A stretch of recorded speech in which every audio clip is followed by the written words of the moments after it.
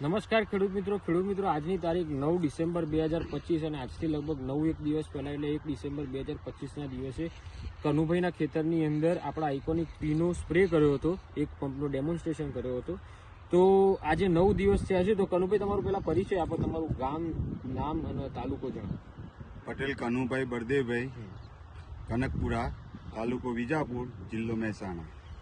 કનુભાઈ, આજે તમને 9 દિવસે આઇકોનિક પીનો જે સ્પ્રે કર્યો એનાથી ફાયદો શું દેખાય છે? ફાયદામાં મુરાડીનો ગ્રોથ વધી ગયો છે. બરાબર. પછી આજે તંતુમૂળની સંખ્યા વધારે છે, બીજું કે આજે ટ્યુબરની સંખ્યા વધી છે. બરાબર.